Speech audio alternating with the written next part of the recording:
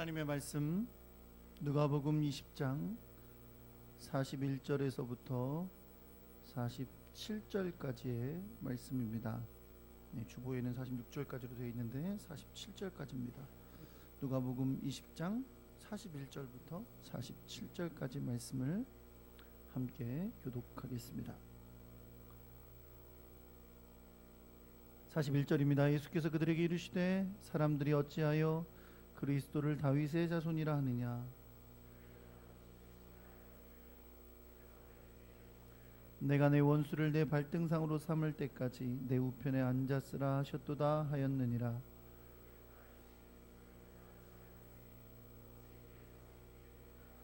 모든 백성이 들을 때에 예수께서 그 제자들에게 이르시되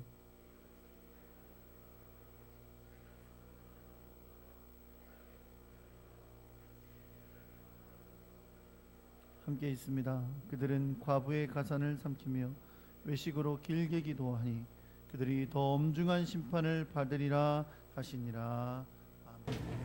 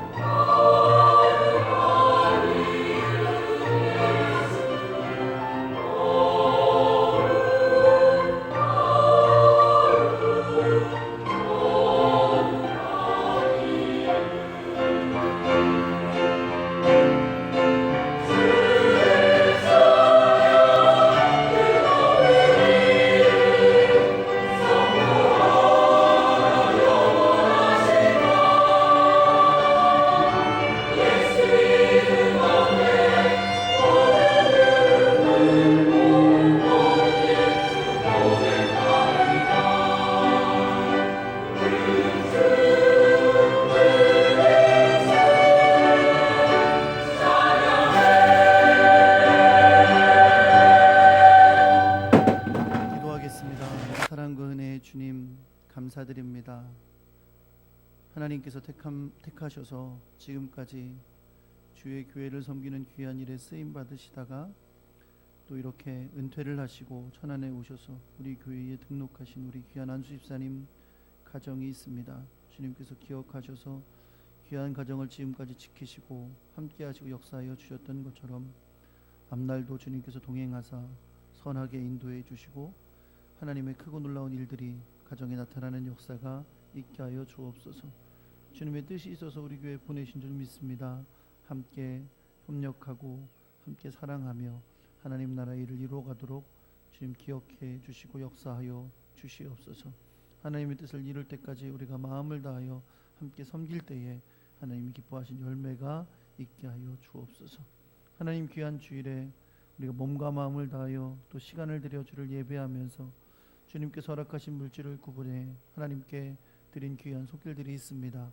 오늘 이 시간 주님 앞에 드린 귀한 손길을 기억하셔서 세상이 줄 수 없는 하나님의 크신 사랑과 평강으로 갚아주시고 행하는 모든 일이 복되게 하시며 지혜를 주셔서 험악한 세상 속에서도 하나님의 뜻을 이루며 열매 맺는 아름다운 귀한 백성 되도록 지켜주옵소서.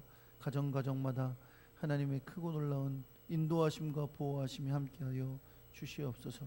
주님 앞에 드려진 이 예물 하나님의 영광과 뜻을 따라 아름답게 사용되어 주님의 나라의 일을 이루게 하여 주시옵소서.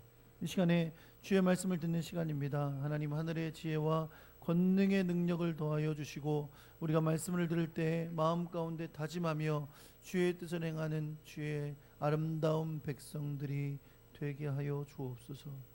주님의 크신 능력이 함께 해주시길 소망하며 우리 주 예수 그리스도의 이름으로 기도합니다. 아멘. 할렐루야. 옆에 계신 분들하고 인사하겠습니다. 잘 오셨습니다. 사랑합니다.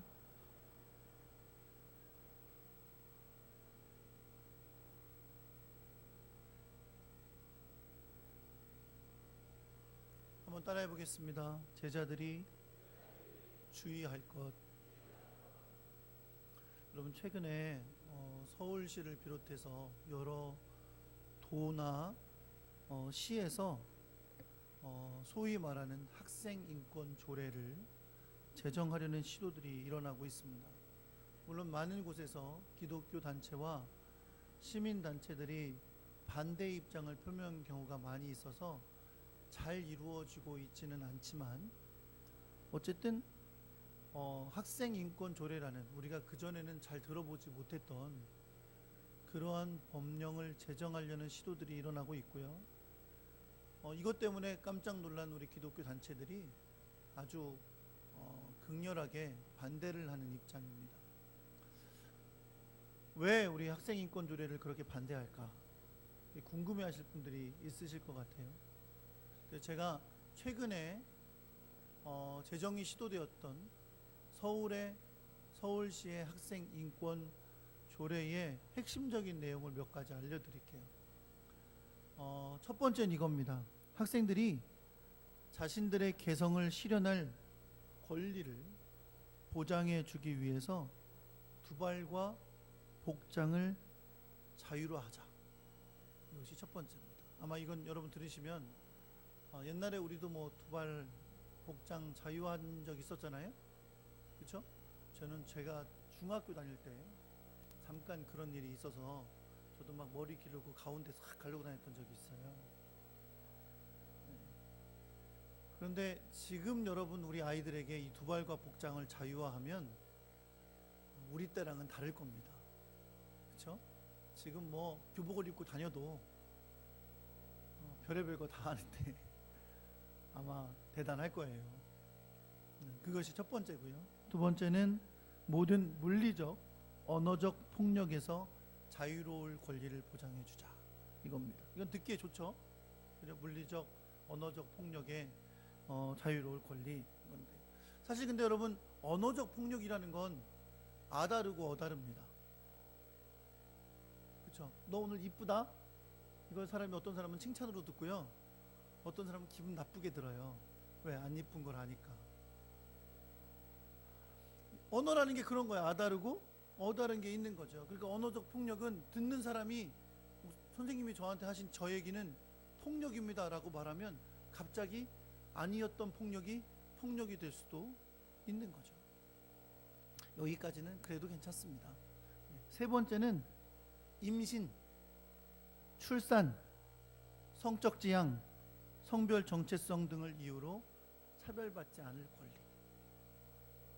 이제 아이들이, 학생들이 임신을 해서 출산을 해도 그것 때문에 어떤 처벌을 받거나 그렇게 될 수가 없는 거죠. 네 번째, 교내에서의 의사표현 자유를 보장해 주기 위한 집회의 자유. 자주 모일 거예요.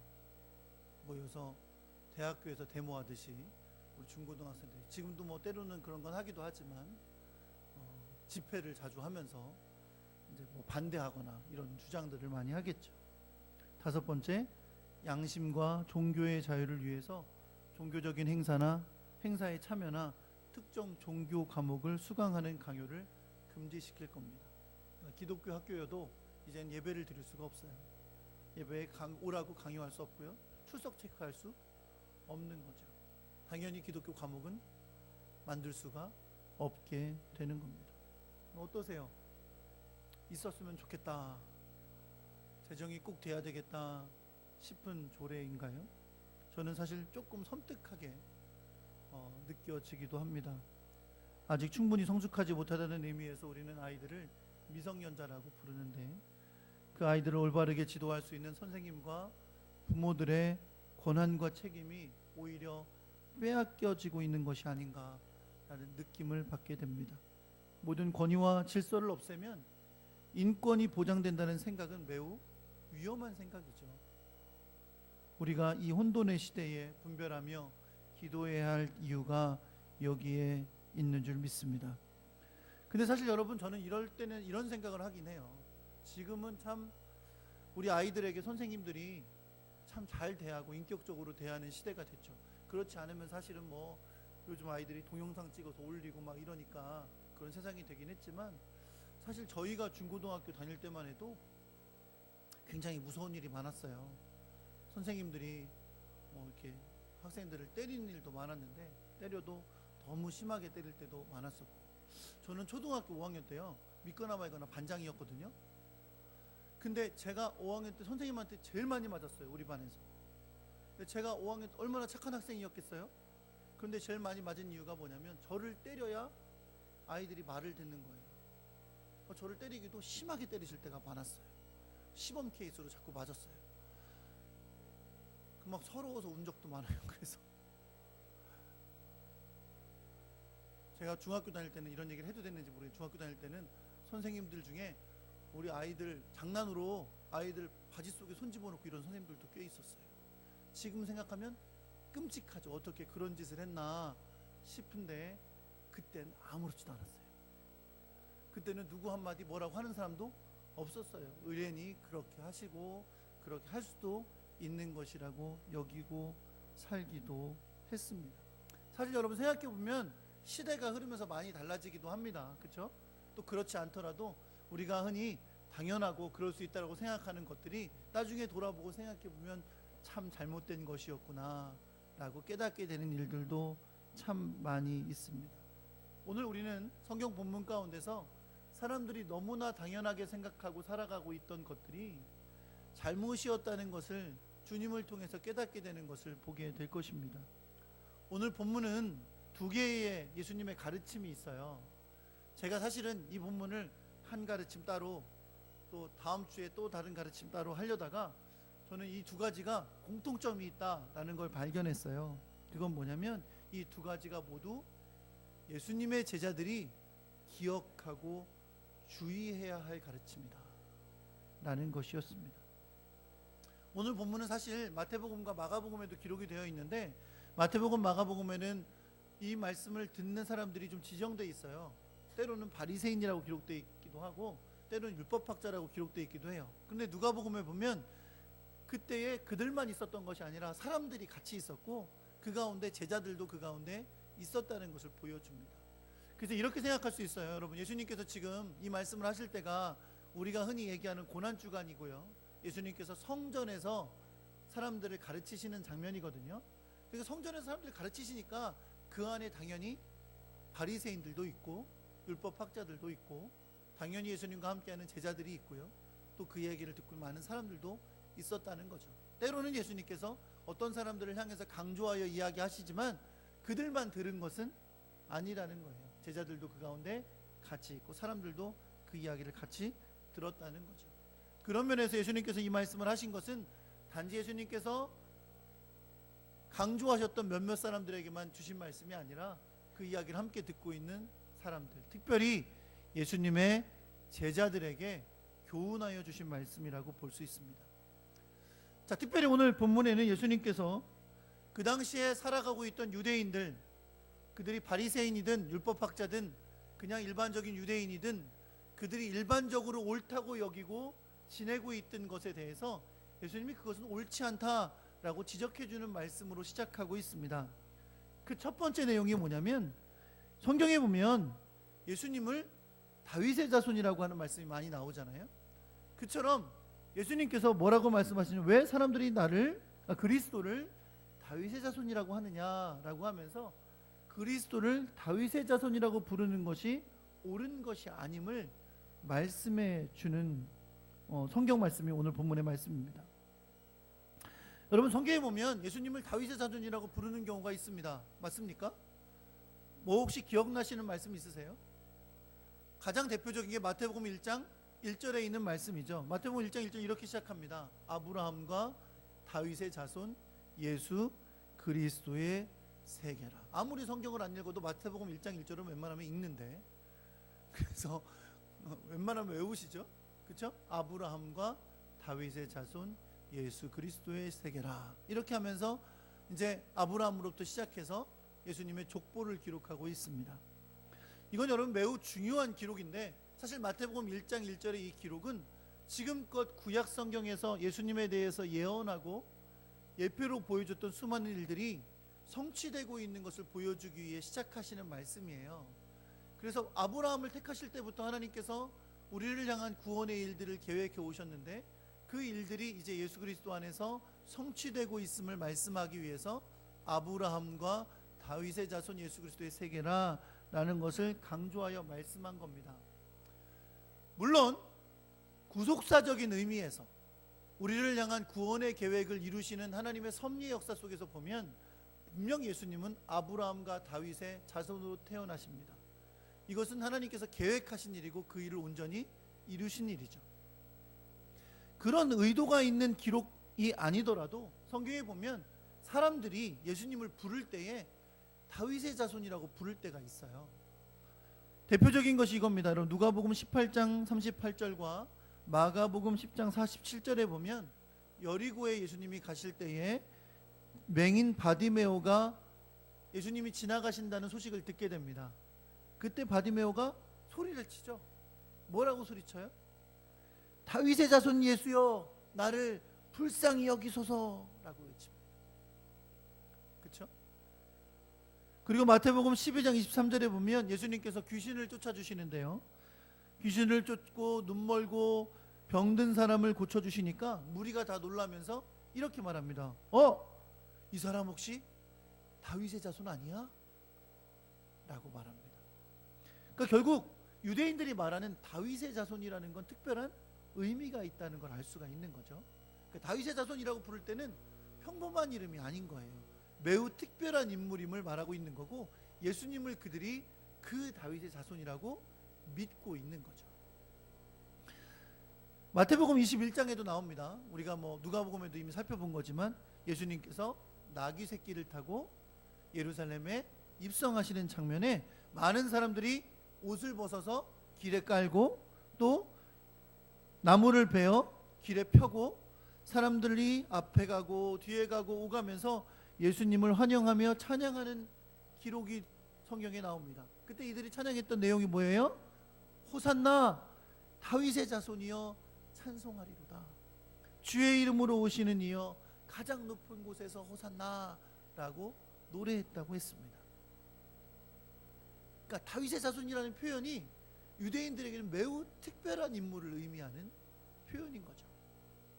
여러분, 다윗은 우리가 잘 알고 있는 것처럼 이스라엘 역사에서 가장 위대한 왕으로 알려진 왕입니다.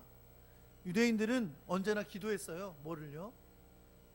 그 민족에게 구원을 가져다주고 이스라엘을 회복하고 다윗 왕국의 영광을 회복할 위대한 왕을 기다리고 있었다는 거죠. 그가 바로 하나님께서 구약에 약속하셨던 메시아였습니다. 그런데 유대인들의 신앙 안에는 이 메시아가 성경의 예언에 따라 다윗의 자손으로 태어날 것이다 라는 믿음을 가지고 있었다는 거죠. 이사야 11장에 보면, 이사야 11장은요 하나님이 보내실 메시아에 대한 예언의 말씀이에요. 메시아가 오셔서 어떤 일을 행할 것인지를 말씀해 주시는 것이 이사야 11장의 말씀인데, 이사야 11장 1절은 이렇게 시작합니다. 이새의 줄기에서 한 싹이 나며 그 뿌리에서 한 가지가 나서 결실할 것이다 라고 말씀하면서, 이 이새의 줄기에서 나는 한 싹이 하나님 나라의 회복에 대해 하나님 나라의 회복을 이루고 또 이스라엘의 영광을 회복할 위대한 왕이 될 것임을 예언하는 말씀이 나옵니다. 지금 여러분 이 말씀을 들으면서, 목사님 다윗의 자손이라더니 지금 이사야서 11장은 이새의 줄기라고 했잖아요.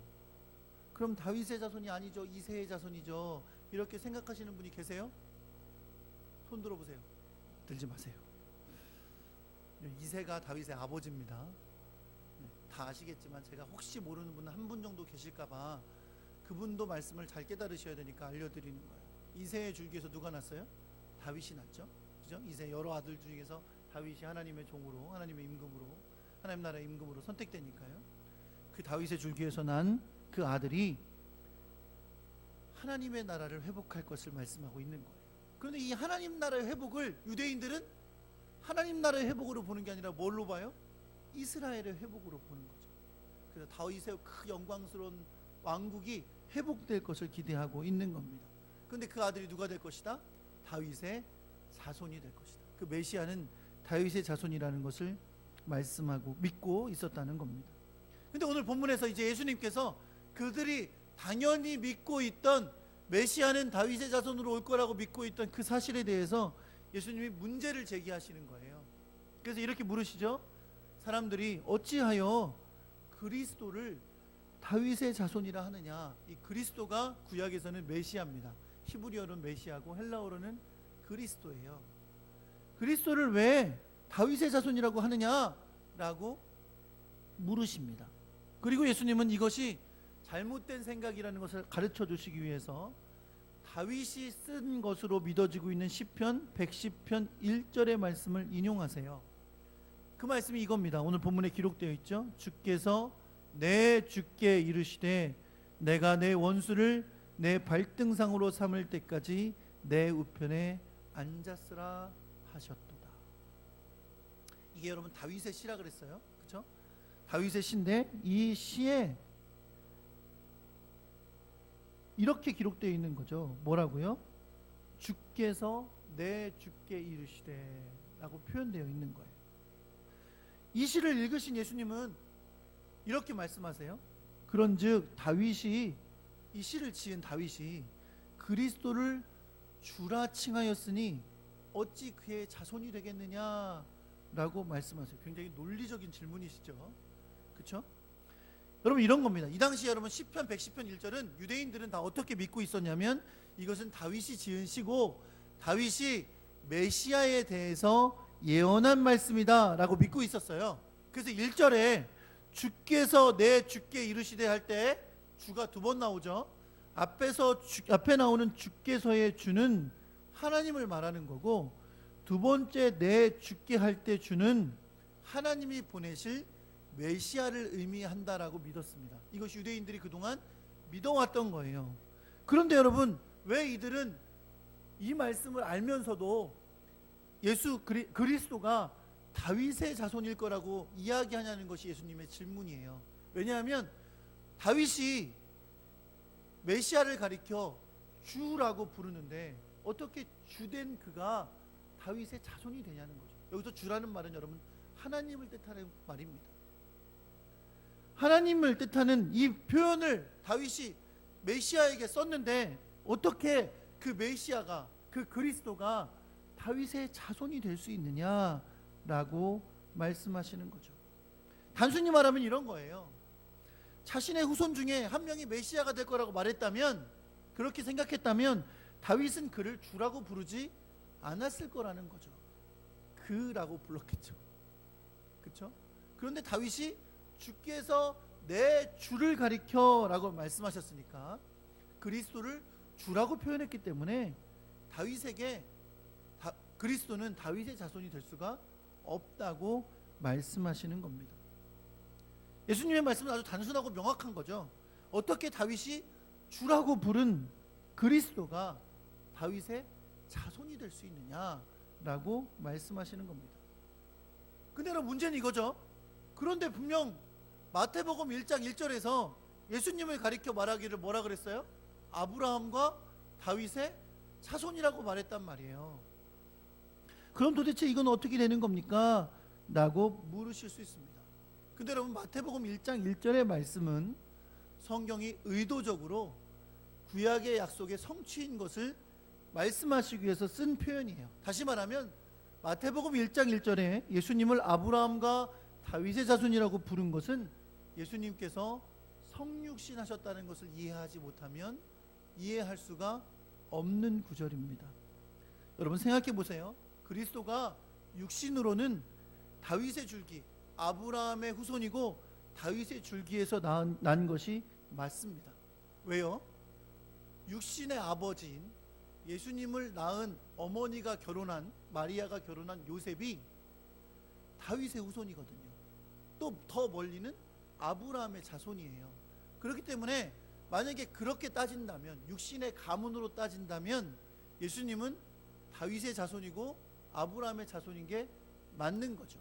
그리고 이것은 구약 성경에서 예수님이 오실 것을 예언하면서 반복하여 말씀하셨던 하나님의 구속 역사의 계획 가운데 이루어진 일입니다. 그런데 여러분 잊지 않아야 될 게 있어요. 그게 뭐예요? 예수님은 비록 마리아가 결혼한 요셉이 다윗의 자손이기 때문에 다윗의 자손으로 나신 건 맞지만 결코 다윗의 씨에서 난 것이 아니라는 거죠. 예수님은 성령으로 말미암아 처녀로 잉태된 마리아에 의해서 나셨기 때문에 그렇습니다. 하나님의 구원 섭리와 역사와 계획 가운데서 예수님이 다윗의 줄기인 요셉의 아들이 된 것을 맞지만, 그러나 영적으로 그리고 육체적으로도 그 내용을 들여다보면 결코 예수님은 육신적으로 다윗의 후손으로 태어난 것이 아니라는 것입니다. 그분은 성령으로 잉태되셔서 처녀의 몸으로 나신 하나님의 아들인 것을 여러분 믿으시기 바랍니다. 그런 의미에서 만약에 유대인들이 메시아가 나실 것을 육신적인 의미에서 다윗의 후손으로 날 거라고 믿었다면 그것은 착각이라는 거죠. 그것은 옳은 게 아니에요. 왜? 예수님은 비록 육신적으로는 다윗의 자손으로 나셨지만 그는 하나님의 아들이시고 하나님께서 성령으로 잉태하게 하신 구원자이시기 때문에 그렇습니다. 사도행전 2장 34절에서 35절에 보면 성령의 강림의 역사가 있죠. 사도행전 2장에. 그리고 나서 베드로가 성도들 앞에서 설교하는 내용이 있습니다. 그런데 이 설교 내용 가운데 오늘 본문에 나오는 시편 110편 1절의 말씀이 다시 인용돼요. 베드로가 설교를 통해서 시편 110편 1절의 말씀, 주께서 내 주에게 말씀하시기를 내가 내 원수를 내 발등상으로 삼을 때까지 내 우편에 앉았으리라 하셨도다라는 것을 말씀하면서 이번에는 뭘 더 강조하냐면 내가 내 원수로 내 발등상이 되기까지 너는 내 우편에 앉아있으라 라는 말씀을 강조합니다. 왜요? 이것은 뭘 가리키니까? 여기서 내 주는 이 땅에 오셨던 예수 그리스도를 가리키는 것이고, 예수 그리스도께서 십자가에 못 박혀 죽임을 당하셨지만 하나님께서 그를 죽은 자 가운데서 살리시고 지금은 하나님 우편에 앉아 계신 것을 말씀하고 있는 것이기 때문에 그렇습니다. 결국 이런 것입니다. 여러분, 이제 주와 그리스도가 되신 예수님은 하나님 우편에 앉아 계시다가 이 땅에 심판의 주로 다시 오실 것이라는 것입니다. 비록 구약의 예언의 성취를 나타내기 위해 마태복음 1장 1절에도 예수님을 아브라함과 다윗의 자손이라고 말했고 다윗의 후손인 요셉의 가문에서 태어나셨지만 예수 그리스도는 하나님의 아들이시고 육체적 정치적인 이스라엘의 회복을 위해서가 아니라 온 세상에 구원을 베풀기 위해서 온 세상의 영적인 이스라엘이 되는 하나님 나라의 백성을 이루기 위해서 이 땅에 오신 구원자이신 것을 여러분 믿으시기 바랍니다. 비록 바리새인들과 율법학자들 그리고 많은 유대인들이 구약 성경을 철저히 연구하고 구약 성경을 너무나 잘 알고 믿고 살아가던 사람들이었지만 그들은 아주 중요한 진리를 깨닫지 못하고 있었던 겁니다. 그게 뭐예요? 예수 그리스도는 복음이라는 거예요. 예수 그리스도는 하나님의 구원의 계획 가운데 오신 하나님의 아들이라는 거예요. 비록 그가 하나님의 계획 가운데 다윗의 줄기에서 나셨지만 그는 온 세상을 구원할 십자가에서 죽으시고 다시 부활하실 구원자가 되신다는 사실을 그들은 알지 못하고 있었던 겁니다. 오로지 그들은 다윗의 자손이 이 땅에 와서 육체적으로 정치적으로 이스라엘을 회복할 위대한 왕으로만 믿고 있었던 것입니다.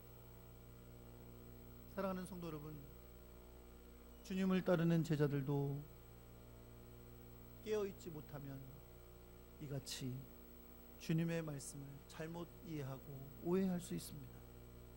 여러분 가만히 생각해 보세요. 성경 어디에도 예수님의 육신의 어머니인 마리아를 신성시한 적이 없습니다.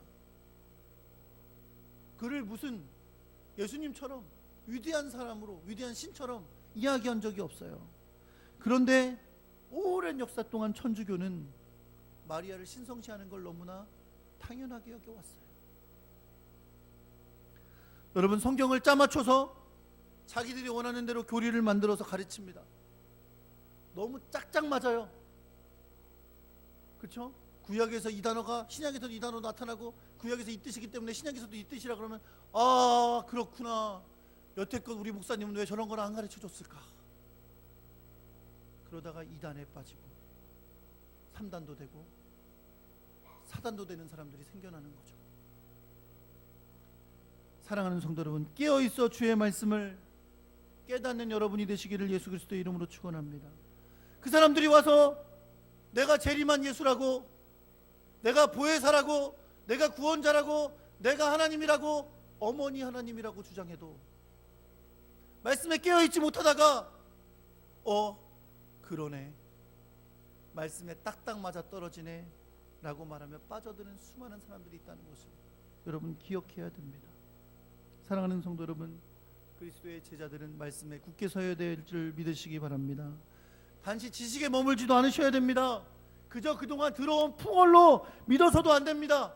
날마다 주의 말씀을 깨닫고 주의 말씀의 진리를 알아가고 날마다 깨어있어 제자로서의 삶을 말씀 가운데 찾으며 그러한 거여 찾았던 사람들처럼, 베레아 사람들처럼 주의 말씀을 열심히 구하고 찾고 진리를 깨달아가는 아름다운 주님의 제자가 되시기를 우리 주 예수 그리스도의 이름으로 축원합니다. 이쯤에서 끝났으면 좋겠죠.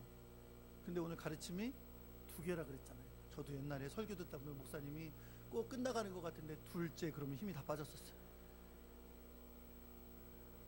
그리고 또 끝날 때 되면 또 뭐라 그래요? 마지막으로. 그래요. 여러분 2번째는 굉장히 짧습니다. 걱정하지 마세요. 네, 2번째는 굉장히 짧아요.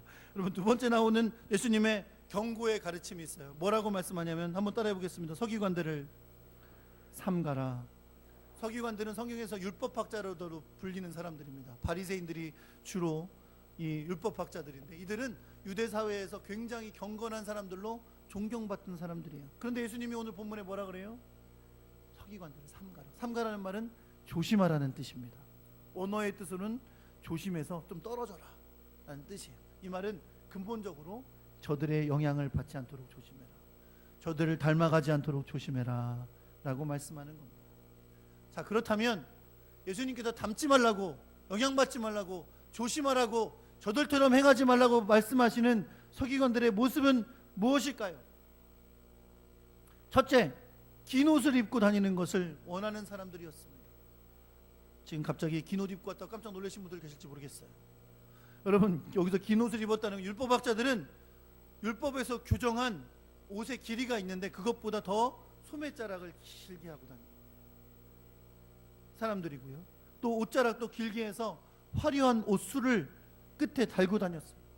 팔과 이마에는 성꿀을 넣은 경문을 만들었는데 아주 크게 만들어서 나는 이런 사람이다 라고 붙이고 다녔어요. 이 모든 것 다 뭘 위해서 한 거예요? 자신들이 경건하고 풍채와 위세를 가진 사람이라는 걸 사람들 앞에 드러내고 싶었기 때문입니다. 두 번째, 이들은 시장에서 문안받는 것을 좋아했어요. 시장이란 사람들이 많은 곳을 말하는 거죠. 사람들이 많은 곳에 이들이 가면 어떻게 했어요? 사람들이 다 랍비 선생님, 아이고 안녕하십니까 랍비 선생님 이러면서 인사하고 존경의 뜻을 표했어요. 그런데 가고 싶어요? 안 가고 싶어요? 가고 싶어요. 그러니까 시장을 괜히 돌아다니는 거예요. 그렇죠? 왜? 어떠려고요? 사람들에게 존경받고 찬사받고 싶었어요. 세 번째, 회당의 높은 자리에 앉는 것을 좋아했어요. 회당은 회당 예배를 드리는 장소예요. 높은 자리라는 것은 뭐냐면 성경 두루마리가 있어서 그곳을 읽는 장소예요. 회당에 딱 들어서면 회중들이 딱 앉는 자리가 있는데 지금 말하는 높은 자리는 회중들이 딱 보이는, 회중들이 다 우러러 볼 수 있는 자리를 말하는 거예요. 서기관들은 자기들이 당연히 그 자리에 앉아야 되는 사람들이라고 여겼어요. 네 번째, 잔치의 윗자리를 좋아했어요. 잔치에 가면 높은 자리가 있어요. 윗자리, 사람들이 다 내다 보이는 좋은 자리. 그 자리는 서기관들은 우리가 앉아야 될 자리다. 사람들에게 다 보여지는 자리, 사람들이 다 와서 존경을 표하는 자리, 그 자리에 앉으려고 했습니다. 그것뿐만이 아닙니다. 예수님은 이들이 과부의 가산을 삼키는 사람들이라고 했어요. 이들은 말씀을 아무 돈도 받지 않고 가르쳐야 되는 것이 규정인데 은근슬쩍 보수를 받았어요. 가난한 과부들은 돈이 없는데 돈을 내지 못하는 과부들을 찾아가서 그들에게 돈을 빼앗고 저당으로 막힌 집을 빼앗기도 했다 그래요. 다섯 번째, 여섯 번째 뭐라 그랬어요? 외식으로 길게 기도했다 그랬어요. 이들은 경건의 겉모습을 사람들에게 보여주기 위해서 가식으로 기도하는데 잠깐 기도하면 사람들이 못 보잖아. 어떻게 기도해요? 길게 기도했어요. 지금 또 이렇게 얘기하니까 기도는 짧게 하는 거구나. 그리고 새벽기도 끝나면 5분 만에 가려고 그러지 마시고, 그런 얘기가 아니고 남들에게 보이려고 길게 기도했단 말입니다. 이런 걸 무슨 기도라 그래요? 외식적인 기도라고. 성경의 바리새인의 비유를 예수님께서 하신 적이 있죠. 오늘 본문에서 주님께서 주의하라 가르치시는 서기관의 태도는 매우 무서운 겁니다. 예수님이 뭐라고 말씀하셨어요? 이들은 하나님의 심판을 받기에 합당하다고 말씀하고 계세요. 주님께서 주의하라고 하시는 이 서기관들의 모습은 뭐예요? 한마디로 말하면 한번 따라해 볼게요. 사람의 눈에 보이려는 거. 예수 믿으면서 신앙생활하면서 날마다 관심이 사람들이 날 어떻게 볼까? 사람들한테 존경받아야 되는데, 사람들에게 인정받아야 되는데, 그거에 관심이 있는 거예요. 여러분, 이 동양 사람들은요 공통적으로 체면 문화를 갖고 있어요. 우리나라 사람들 더 그렇죠. 체면 문화. 이번에 제가 한 가지 사실을 알았어요.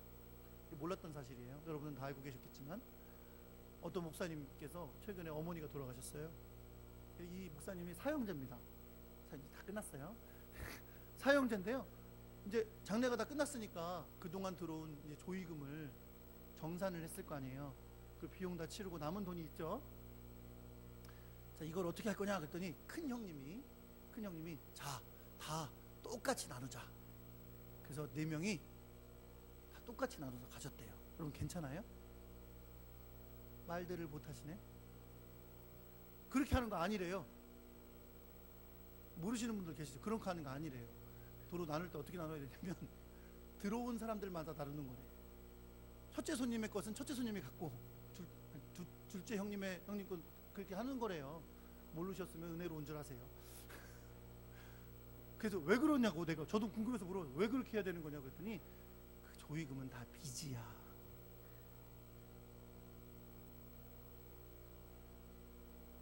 그렇구나. 그러니까 우리나라 사람들은 이 체면 문화가 있는 거예요. 간 곳에 가야 되고 안 간 곳은 안 가도 되고 이런 게 있는 거죠. 체면 문화가 가득해서. 그래서 한국 사람들은 특징이 있어요. 사람들 앞에 어떻게 보일까? 저 사람들한테 내 체면 안 깎일까? 이거에 너무 관심이 많아요. 이게 여러분 신앙생활에 아무런 도움이 안 됩니다. 기도 제목들 잘 못 나눠요, 한국 사람들. 왜요? 내가 기도 제목 나누면 저 사람들 날 뭘로 볼까? 어떻게 생각할까? 기도를 해주면 들으시는 하나님이 보이는 게 아니라 저 사람이 내 기도 제목 들으면 뭐라 그럴까? 라는 체면이 더 걱정이냐, 염려가 걱정이고요. 사랑하는 성도 여러분, 하나님을 바라보는 믿음의 사람 되기를 간절히 소망합니다. 선지자들, 서기관들, 날마다 관심 있는 게 사람들이 나를 어떻게 볼까, 사람 어떻게 존경받을까, 높임받을까. 하나님 보시기에 아름다운 사람 되어야죠. 하나님 보시기에 신실한 사람 되어야죠. 하나님 보시기에 높임받는 사람 되어야죠. 하나님을 바라보는 믿음의 사람 되기를 예수 그리스도의 이름으로 축원합니다. 제자들은 주의할 것이 있어요. 오늘 말씀에 두 가지를 가르쳐 주셨습니다. 첫째, 주님의 제자가 되었어도 언제나 말씀 안에 깨어 있어야 된다는 것. 수많은 유혹이, 세상의 흐름이 우리를 넘어뜨리려고 합니다. 말씀에 깨어 있지 않으면 우리는 무너질 수 있어요. 날마다 깨어 있어 주의하는 하나님의 사람 되시기를 예수 그리스도의 이름으로 축원합니다.